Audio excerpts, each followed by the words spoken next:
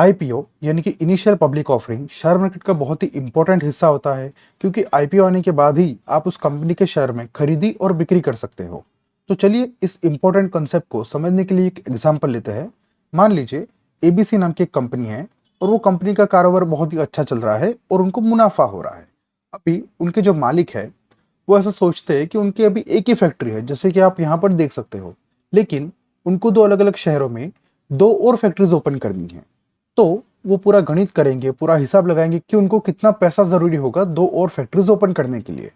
और ये सब करने के बाद उन्हें पता चलता है कि रिक्वायर्ड मनी उनको है 10 करोड़ रुपया। मतलब उनको अगर दो और फैक्ट्रीज ओपन करनी है तो उसका खर्चा होगा 10 करोड़।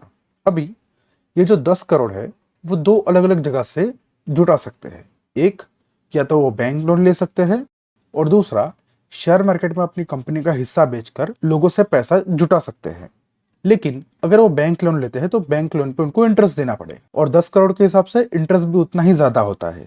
तो वो दूसरा ऑप्शन चूज कर सकते हैं। एबीसी कंपनी डिसाइड करती है कि वो शेयर मार्केट में अपनी कंपनी का हिस्सा बेचकर पैसा जुटाएगी। क्यों? क्योंकि इसके बहुत सारे और भी बेनिफिट्स होते हैं। जैसे कि अगर कोई कंपनी आईपीओ निकालती है तो वो उसके विकास की शुरुआत कहलाई जाती है। तो एबीसी कंपनी क्या करती है, अपने कंपनी के बहुत सारे छोटे छोटे हिस्से निकालती है। और जैसे कि हमने आगे समझा, कंपनी का हिस्सा क्या होता है? शेयर। तो एबीसी कंपनी एक दो तीन चार ऐसे टोटल 10 करोड़ शेयर निकालती है अपनी कंपनी के, और एक शेयर की कीमत रखती है 10 रुपया। तो अगर किसी कंपनी के टोटल शेयर यानी कि सब मिलाकर 10 करोड़ शेयर है और एक शेयर की कीमत है 10 रुपया, तो गणित लगाइए आप, कंपनी की टोटल वैल्यू कितनी हो गई? सिंपल सा आंसर है 100 करोड़। तो अभी एबीसी कंपनी की वैल्यू है 100 करोड़। लेकिन जैसे कि हमने पिछले एग्जाम्पल में समझा, एबीसी कंपनी को दो अलग अलग फैक्ट्रीज लगानी थी, और उन दोनों का उनको खर्चा आ रहा था 10 करोड़ रुपए, यानी कि उनको अभी 10 करोड़ रुपए की रिक्वायरमेंट है। तो अगर उनकी पूरी कंपनी की वैल्यू है 100 करोड़, तो उसमें से 10% यानी कि टोटल 10 करोड़ शेयर में से 1 करोड़ शेयर वो पब्लिक को बेच सकते हैं, और एक शेयर की कीमत है 10 रुपया। तो अगर वो 1 करोड़ शेयर पब्लिक को बेचेंगे और पब्लिक 10-10 रुपया देगी एक एक शेयर का, तो टोटल कंपनी के पास 10 करोड़ आ जाएंगे। इस तरीके से कंपनी की जो रिक्वायरमेंट है, जो उनको नई फैक्ट्री ओपन करनी है, उसके लिए उनको जो पैसे की जरूरत है, इस तरीके से शेयर बेचकर यानी कि कंपनी का हिस्सा बेचकर कंपनी जुटाती है।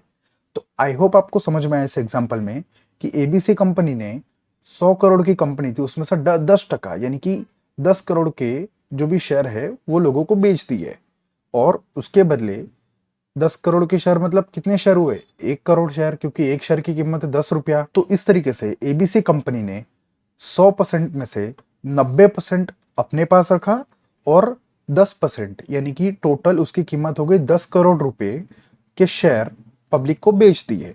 इस तरीके से कंपनी की जो हिस्सेदारी है वो 10% पब्लिक के पास चली गई, और 90% अभी भी जो कंपनी के प्रमोटर्स यानी कि मालिक है उनके पास रहती है। लेकिन उनको जो पैसे की जरूरत थी वो फुलफिल हो जाती है, यानी कि उनको जो पैसे की जरूरत थी वो पूरी हो गई। तो इस तरीके से आईपीओ पूरा वर्क करता है।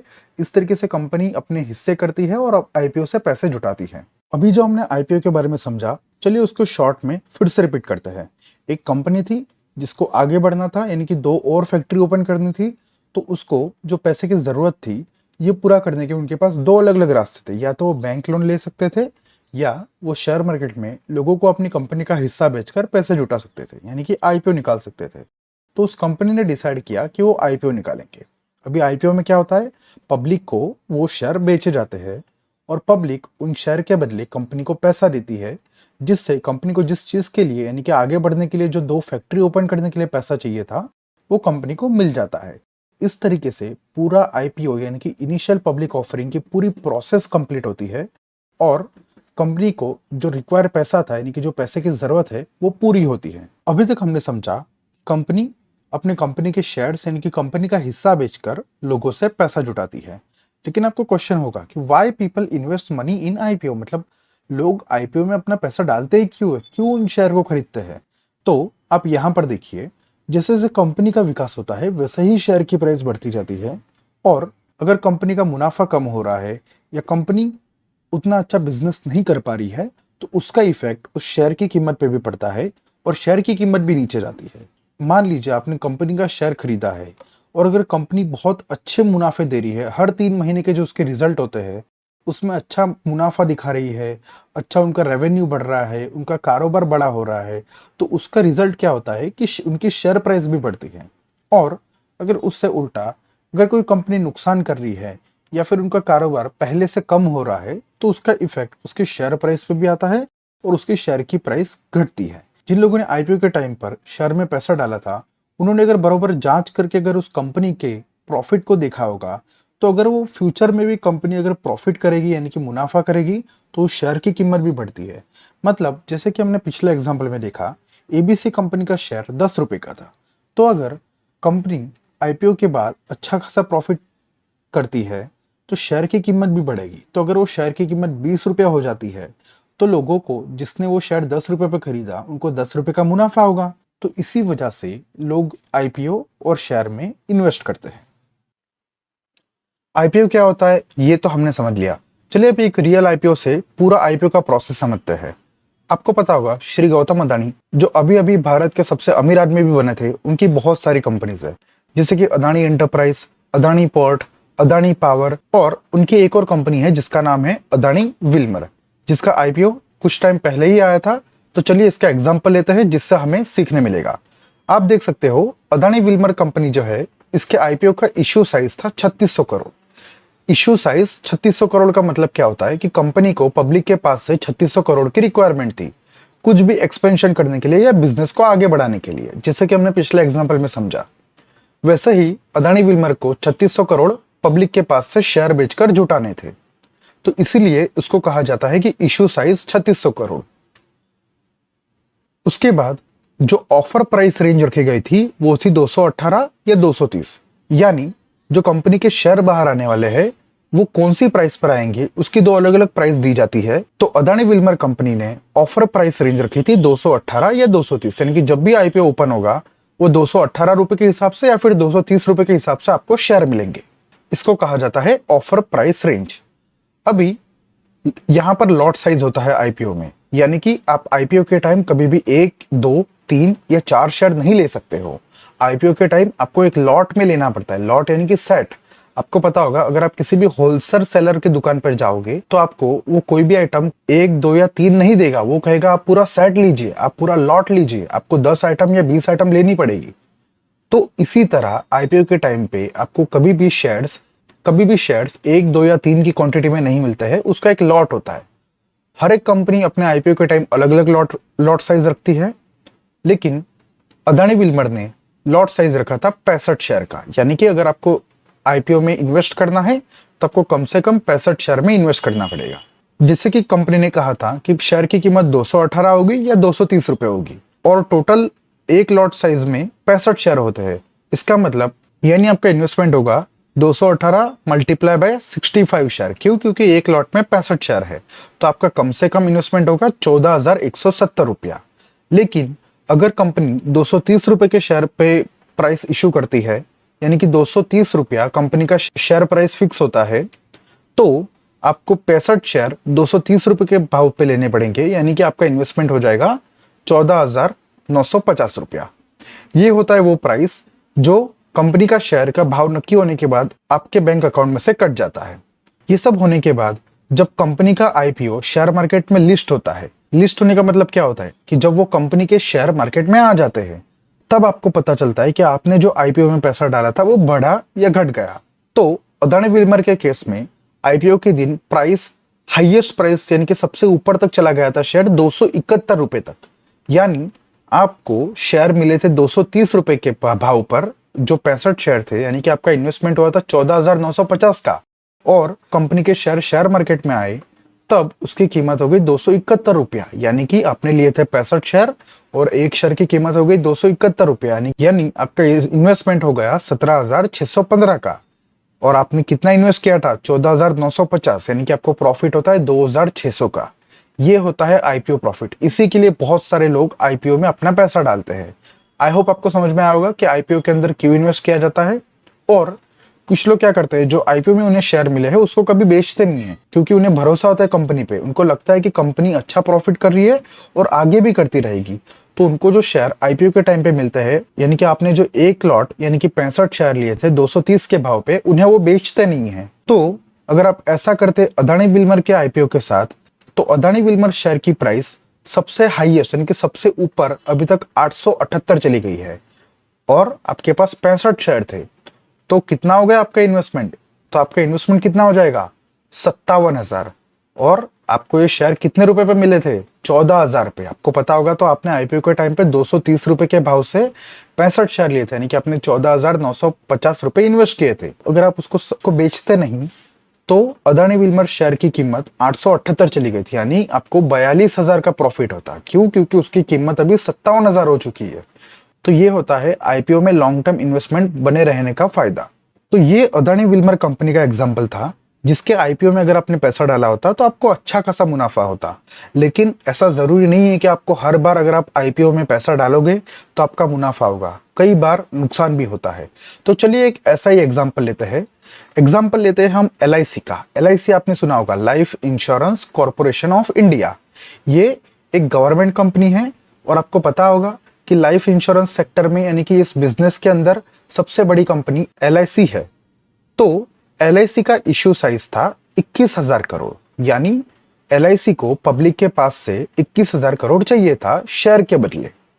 और एलआईसी ऑफर प्राइस रेंज रखती है 902 रुपए या 949 रुपए, यानी कंपनी कहती है कि हमारे शेयर आपको 902 रुपए की कीमत पे मिलेंगे या फिर 949 रुपए की कीमत पे मिलेंगे। फिर इस कंपनी ने अपना लॉट साइज रखा था 15 शेयर का, यानी कि अगर आपको एलआईसी कंपनी के आईपीओ में पैसा लगाना है तो कम से कम 15 शेयर खरीदने पड़ेंगे। तो आपका इन्वेस्टमेंट कितना हो जाएगा? जैसे कि हमने कहा 15 शेयर खरीदने पड़ेंगे और कंपनी ने कहा शेयर 902 रुपए पे भी हो सकता है, यानी कि आपका मिनिमम इन्वेस्टमेंट कितना हो जाएगा? 13,530। और शेयर आपको 949 रुपए पे भी मिल सकता है, यानी 15 शेयर के हिसाब से आपका मैक्सिमम इन्वेस्टमेंट हो जाएगा 14,235 रुपए का। आपको इन दोनों में से कोई भी एक अमाउंट आपके बैंक अकाउंट में से कटेगी जब भी इस शेयर की प्राइस डिसाइड होगी। फिर ये सब प्रोसेस होने के बाद जब एलआईसी का शेयर मार्केट में लिस्ट हुआ, यानी जब शेयर मार्केट में एलआईसी के शेयर की खरीदी और बिक्री शुरू हुई, यानी कि जब आईपीओ ओपन हुआ, उस दिन इस कंपनी के शेयर की कम से कम कीमत 860 तक चली गई थी और आपको शेयर मिले थे 949 रुपए में। 949 रुपए में आपने 15 शेयर लिए थे, यानी कि आपका इन्वेस्टमेंट हुआ था 14,235 रुपए का। लेकिन जब कंपनी के शेयर मार्केट में ओपन हुए, यानी कि जब मार्केट में इस शेयर की एंट्री हुई, तब उसकी प्राइस 860 हो गई, यानी आपके 15 जो शेयर थे वो 860 के हिसाब से 12,900 के हो गए। यानी आपने जो इन्वेस्टमेंट किया था 14,235 रुपए का, वो हो गया आपका 12,900 का, यानी आपको लगभग 1,300 रुपए का नुकसान हुआ। इसी तरह नुकसान को अगर आप इस शेयर को नहीं बेचते हो और अगर आप संभाल के रखते हो, आपको लगता है कि ये शेयर बढ़ जाएगा, तो आपको बता दें कि एलआईसी जो इतनी बड़ी कंपनी है, इस शेयर की कीमत धीरे धीरे घटते घटते कम से कम 530 रुपया हो गई थी। और आपने कितना लगाया था स्टार्टिंग में? 14,235। आपको शेयर मिले थे 949 की कीमत से, जिसकी कीमत हो गई 530 रुपया, यानी आपके 15 शेयर की कीमत हो जाएगी 7,950। आपका नुकसान हो जाएगा 6,200 तक का। तो इस तरीके से कितनी भी अच्छी कंपनी हो, लेकिन अगर आप आईपीओ में इन्वेस्ट करते हो तो आपको उसका सब कुछ देखना जरूरी है कि आगे क्या हो सकता है, यानी कि आपको पूरा उसका कैलकुलेशन करना जरूरी है और आपको रिस्क उठाना पड़ता है कि कंपनी का शेयर ऊपर जाएगा या नहीं। इस एग्जाम्पल से हमें पता चला कि एलआईसी बहुत बड़ी कंपनी है। लाइफ इंश्योरेंस बिजनेस के अंदर एलआईसी से बड़ा कोई नहीं है।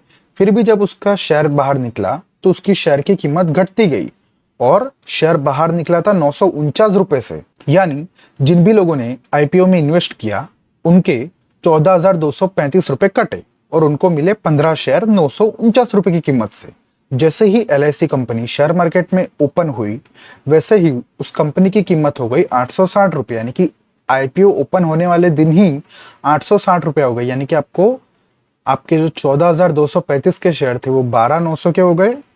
और अगर आप उसको संभाल के रखते, बेचते नहीं, तो वो धीरे धीरे करके जो आपके 949 रुपए पे आपको शेयर मिले थे उसकी कीमत 530 रुपया हो गई, यानी जो आपने 14,235 रुपए लगाया था वो सिर्फ 7,950 हो गया, यानी कि आपको 6,200 का नुकसान हुआ।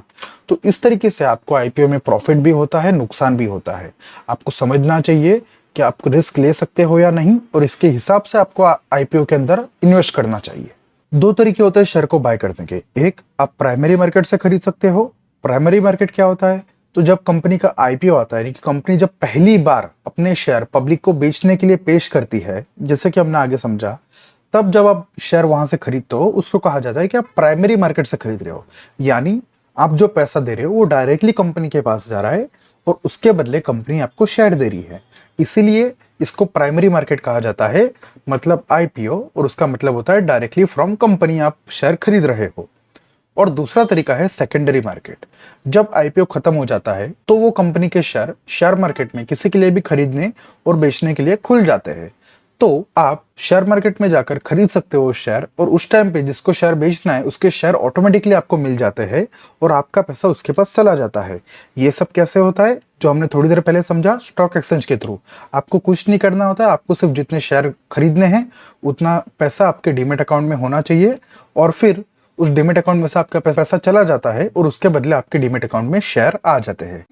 भाई बस 1 मिनट का वीडियो होगा, अच्छे से देख लेना। बिल्कुल कोर्सेज बिल्कुल आपको फ्री में मिलेंगे। कोई भी टेलीग्राम चैनल से कुछ भी खरीदने का जरूरत नहीं है। आप देख सकते हैं कि सिर्फ इस टेलीग्राम चैनल में 1700 वीडियोज हैं और फिर 200 फाइल्स से हैं। सारे कोर्सेज बिल्कुल फ्री में अपलोड कर दिया गया है। टेलीग्राम चैनल्स का यूजर नेम आप देख लो, 2-3 यूजर नेम बताता हूँ क्योंकि चैनल्स डिलीट होते रहते हैं। पहला स्किल विद गौरव 0 करके है, ठीक है, ये पहला चैनल है। दूसरा चैनल हमारे पास है YTBR69, यहाँ पे भी आप जुड़ जाओगे तो यहाँ पे भी लिंक मिल जाएगा। तीसरा हमारे पास चैनल है स्किल विद गौरव करके, ठीक है, direct skill with Gaurav search करोगे यहाँ पर आ जाएगा। 557 मेंबर्स है, यहाँ पर भी लिंक दिया गया है।